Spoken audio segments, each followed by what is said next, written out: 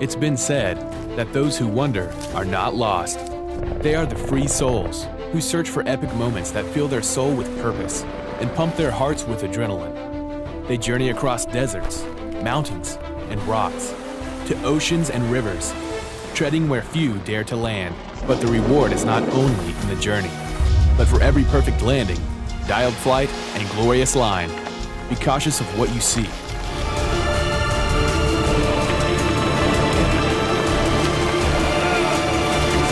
To strive, to seek, to find, and never to yield. Nomads, seeking adventure.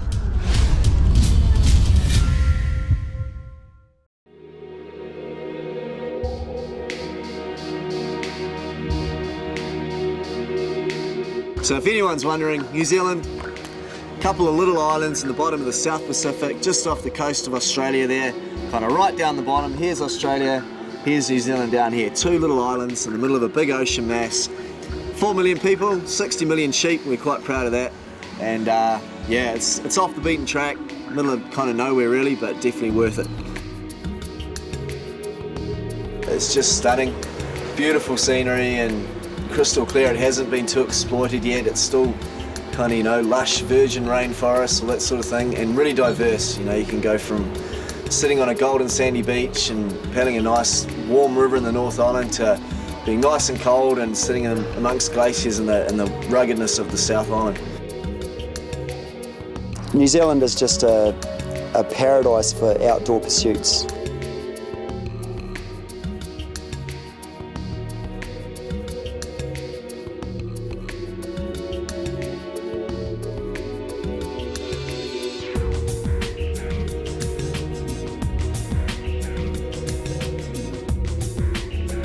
What strikes a lot of people about New Zealand is how green it is.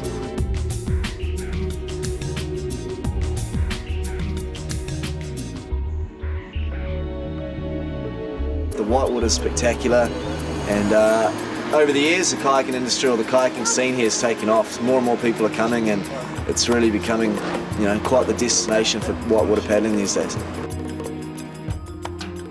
Kayaking the rapids in New Zealand, because of the geography of this place, it doesn't lend itself to a lot of high drops and big waterfalls. Obviously there are a few waterfalls and that sort of thing splattered around, but it's not like somewhere like Norway or California where there's lots of high drops. The rivers tend to be more long, steep, continuous rapids that when looked at they might not be as visually spectacular as say a 50 or 60 foot drop, but from a kayaker's perspective it's pretty much what we look for, long, continuous, challenging rapids. New Zealand in general is a super young island. Geologically speaking, you got the rivers that just haven't really cut their way down into any super intense gorges. So what you have is just water, really clean water, just flowing in and out of these boulders, and it makes for a pretty dangerous environment for kayaking. You've got to be able to read the rapids well, identify dangers well, set up safety and look after your other paddling partners well. So if you can sort of cut your teeth on that sort of whitewater, then you should be able to hack it just about anywhere in the world. Over the past kind of 5 years, Hokitika has grown from just a sleepy little town on the west coast with not really a lot going on to kind of a tourist hotspot, I guess you could say, and also a hotspot for kayaking. We've opened up a whole bunch of new rivers there. There's some of the best creeking and heli kayaking in the world. Every summer that's where everybody migrates to spend their savings on helicopters and fly up beautiful blue, crystal clear mountain creeks and paddle some of the best whitewater in the world. From my experience and talking to a bunch of other really experienced paddlers, I think the whole flying into the west coast in a helicopter is unique almost exclusively to New Zealand. Particularly the west coast where there's only one or two rivers that perhaps you can get into without the use of a chopper. So it's a great way of getting to the river. I mean, you get a scenic flight, you get to check out a little bit of the river. Pretty cool, you jump out, unload, hope that you've got everything you need for the day, and then Bruce is gone. And it's still and silent, and it's suddenly then that it sinks in that you're actually a long way from home and a long way from help, and the only way to get out is by successfully navigating a pretty serious stretch of whitewater.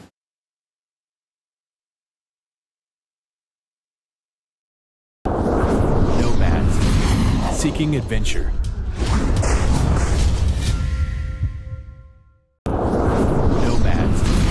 seeking adventure.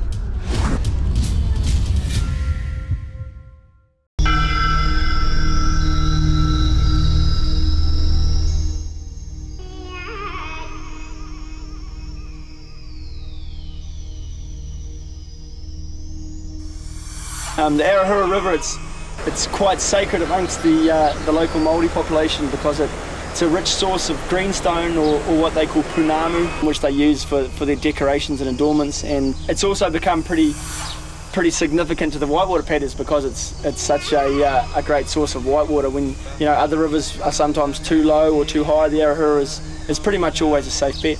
It's probably one of my favourites, not because it's the hardest or the most difficult, but just everything about it. Just pristine water, you can drink right from it. Nice, fun, but challenging rapids. There's a couple that stand out. Dent Falls, which is the first major rapid you come across. It's a 15-foot waterfall with a couple of tricky moves to lead into it. It's called Dent Falls because there's actually a rock on the bottom of it, and if you happen to plug too deep without lifting your nose up, doing what we call a boof, you get a dent in the front of your boat. Another one of the rapids down there is called Cesspit. It's the hardest rapid of the day and one that most people choose to walk. Basically what it involves is plugging the middle of a big waterfall into a boiling cauldron, hence the name Cesspit, which then leads into a steep gorge with a pretty challenging and committing section of whitewater. Cesspit's kind of one of those rapids that it's just a big drop pouring into a tight little canyon with a really committing gorge after it. I don't know, the Cesspit's the one you do on an Arahura day if you either feel it or you don't really. And it was pretty cool. The day we were there, everybody was feeling good, so we all managed to step up and hit good lines off it, and it was definitely a highlight. We're all buzzing and stoked at the end of that, for sure.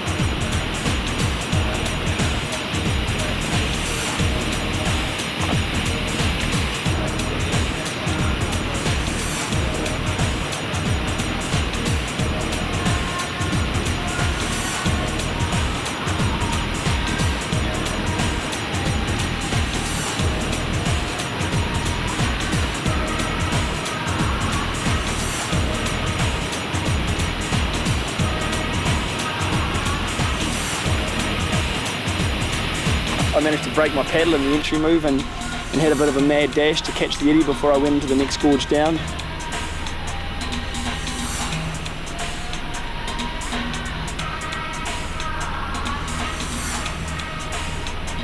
Man, when you break your paddle in the middle of a rapid, you're upside down and you feel it. You feel your paddle's broken. You're like, oh man, all right.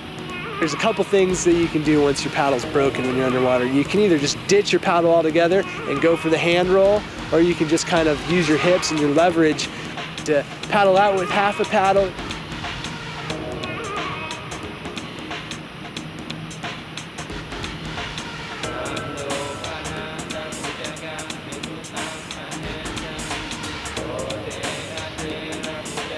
Started to carry the 4-piece breakdowns in the back of our boat, which is kind of like a spare tire. It's not going to get you there very far, but hopefully it gets you all the way out.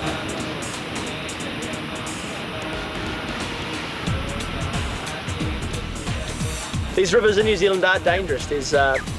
It's a really new environment, here that the rivers are changing and there's lots of sieves and sharp rocks, and if things go wrong, they can go wrong really badly. And unfortunately, when you're playing in this thing that we love to play in, water, and things go wrong, you've only got a short time frame to try and make it right before things get pretty grave.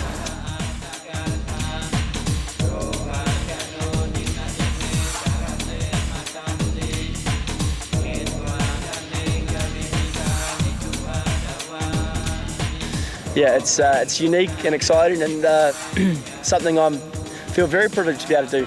And it's just another reason why kayaking is such an amazing sport. It's all these experiences that we have that help to make it just an amazing thing. We're about to load up the heli here and buzz off into the mountains and get amongst it for 2 days. It's going to be cool, man. They're going to take us up there, no roads, no nothing, and we're going to get to run the goods on the way out.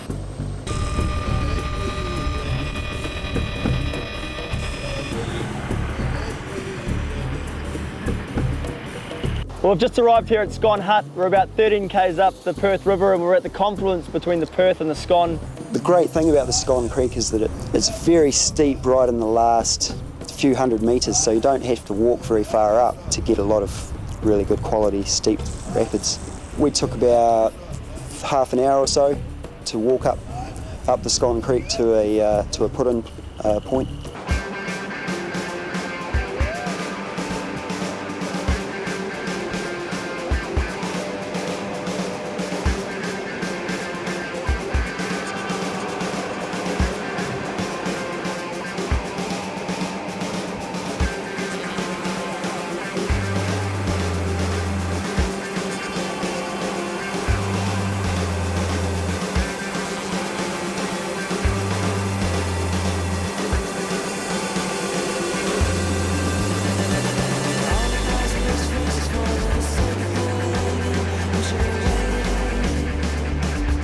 The feeling of looking back up those really steep rapids on the Scone Creek is just amazing, because you look back up and you think, wow, I actually came down that, you know. We all got together, we drove down a bit further south, almost as far as you can drive down the South Island's west coast, to a river called the Turnbull. The Turnbull is a stout Class 5 run that not a lot of people get on. It's not a kind of river that's in the guidebook. With all the rain that got the boys stuck on the Perth, we ended up with really high water on the Turnbull, so even though I'd done the river maybe a dozen times before, we found the river just totally different with this much water in it. The minute we get to the put-in, I kind of take a look at it and I'm like, oh yeah, it kind of starts right into it here.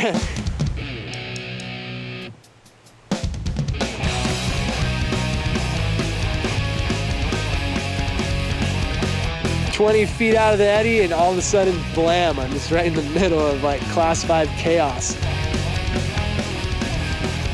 It's almost automatic now. I knew we'd find a way to sneak by somehow. But the skies turn from blue to gray. Well, I'll sit back and watch our master plan to slip away. The skulls are piling up and out. Once I got down to the bottom of the first drop, I stopped, looked back up, and realized that maybe this river might be a little bit high. The lines were pretty committing and there wasn't too much of a margin for error.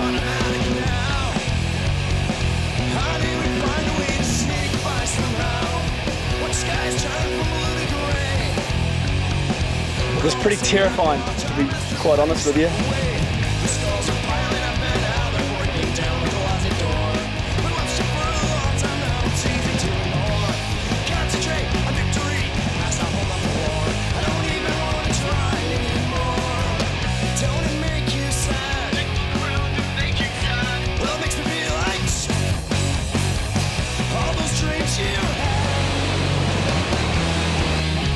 At the end of it, we're all stoked and we're all in one piece, so it was great. So we're off to Milford Sound in the bottom corner of New Zealand's west coast. A few new team members have joined along for the trip. We've got Shoshi here from Germany and Flora as well, and they're going to come down south with us and have some fun. So we've just got to load our boats up on Shoshi's mad roof rack here.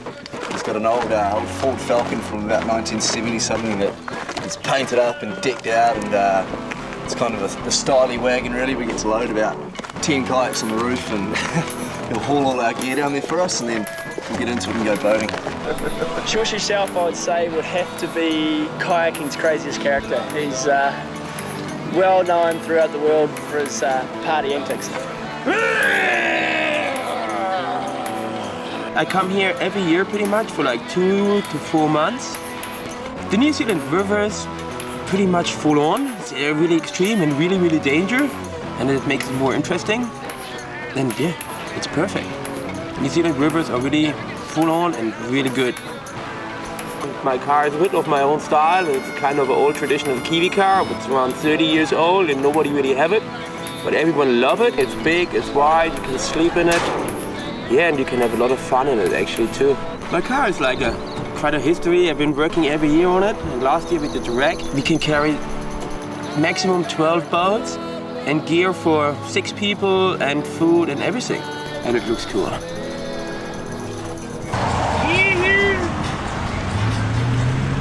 Much further. We headed down towards the southern tip of the South Island into an area that's called Fiordland, which is one of the wettest spots on Earth.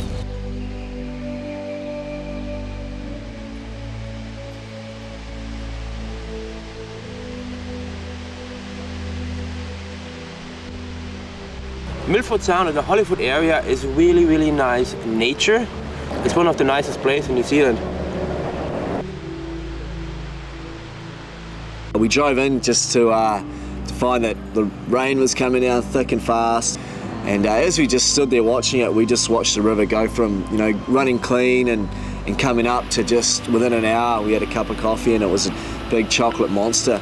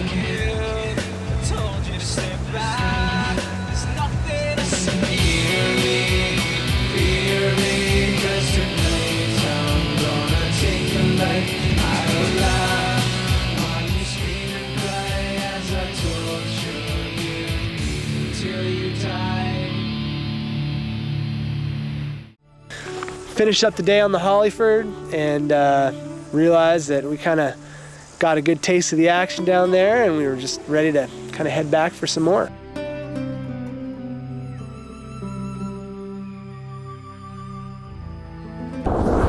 Nomads, seeking adventure. Nomads, seeking adventure.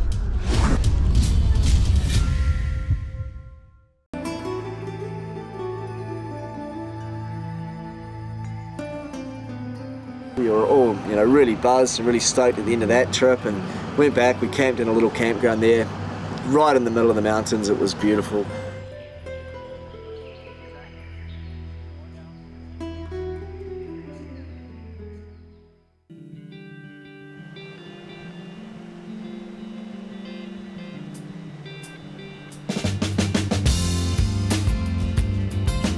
So we headed up to a section of the Hollyford River called Monkey Creek, which is something I've been wanting to run for a long time. It's generally regarded as the hardest stretch of whitewater on the Hollyford River. It's just super steep section and it's just kind of one drop after another. We put on right by the road there and we're treated to some awesome Class 5 tight technical creeking. So it's just amazing to see how a river can, you know, go from being low to being in huge flood stage back to being low within a matter of hours. I think just unique to Fiordland because that place is just used to processing water. It's one of the wettest places on earth, and you know, it was pretty cool.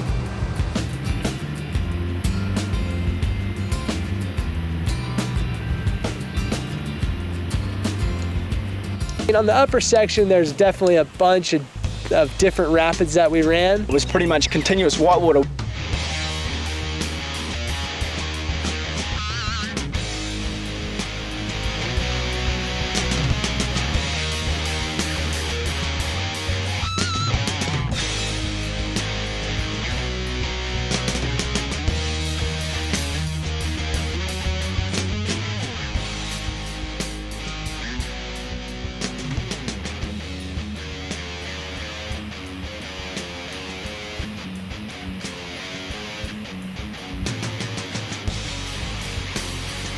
We got to one rapid that sticks out in particular as the hardest rapid of the day.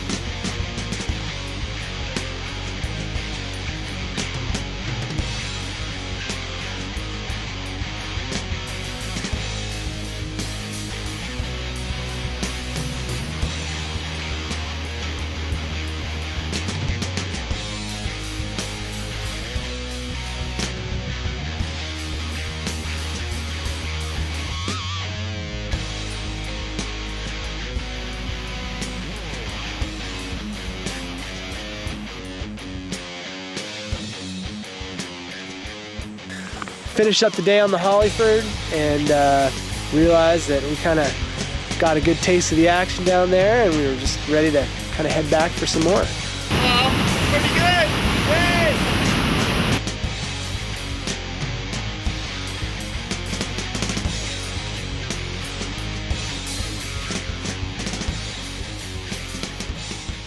The interesting thing about Maruia Falls is that until 1929 there was nothing there.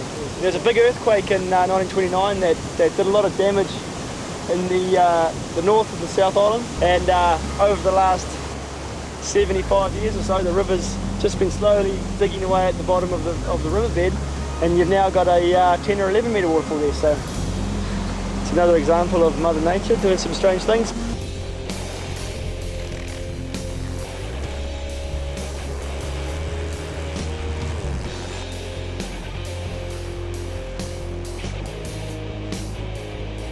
What can you say? Maruia Falls, it's just classic, super clean, super easy, 10-meter waterfall. This is one of the more unique days that I've had at a waterfall, seeing that we rented a awesome helicopter for the afternoon, and boys came, and as we were going off the lip, just followed us right off, did spins over us. We just sat there and did laps on it, hiked it, chucked off of it, did tricks over the lip, melted down into it.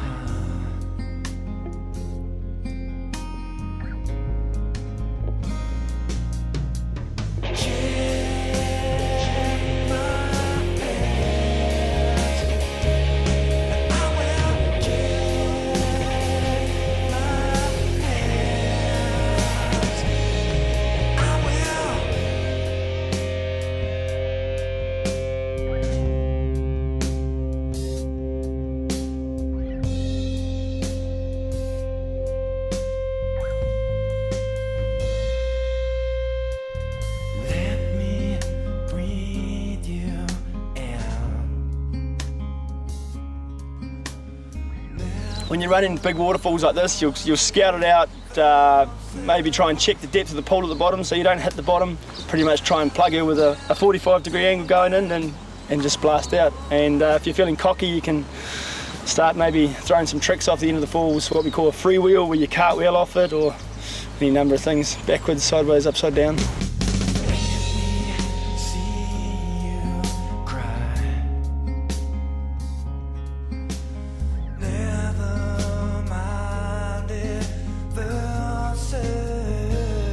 I guess that's one of the things that really motivates me to kayak is dropping off waterfalls. That split second you have it free fall at the top of every drop. It's pretty much what I live for, I think.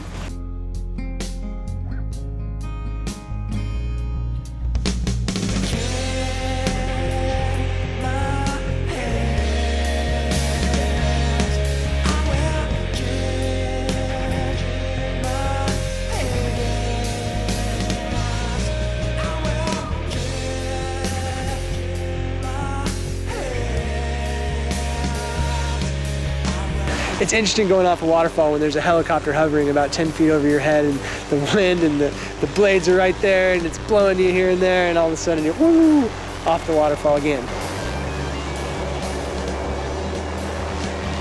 I think that's probably one of the coolest things I've ever done in a kayak in terms of a filming thing. Having that big chopper following us right down was so awesome, mate. It was quite amazing. A couple of the runs I did there where the chopper was following me really close, the downdraft from the blades was so strong that it was spinning the paddle in my hand. It was making spray come up in front of you, kind of blinding where you're going. And then before you know it, you're plugging off the edge of that drop. Everyone was so pumped. We were running back and forth, trying to get the shots. It was, yeah, no, it was definitely a cool day, and I'm sure the footage will be testament to that.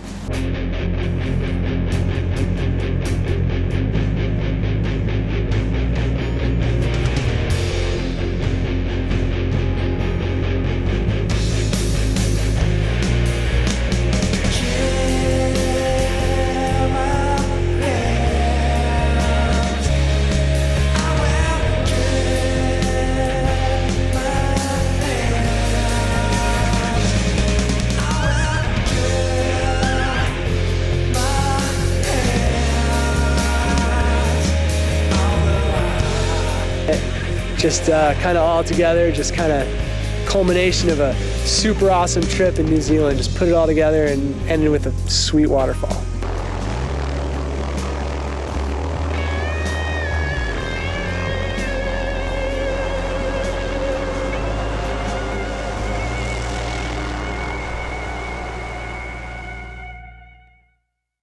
So this trip's been really, really good to join up with Trent and Ben and Seth, all quite high-profile kayakers and really good boaters. It's been good to hang out with them.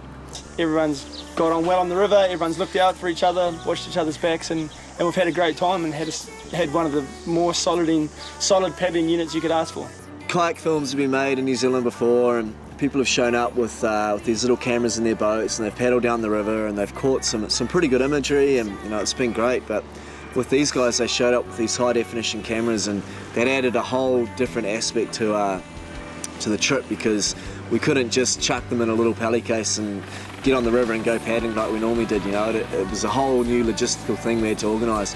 Yeah, it was interesting sometimes, like, you know, when they had to walk out of the Perth there. I mean, that was a big trip, and to do that with that amount of camera gear strapped to their backs was really impressive. All in a day's work.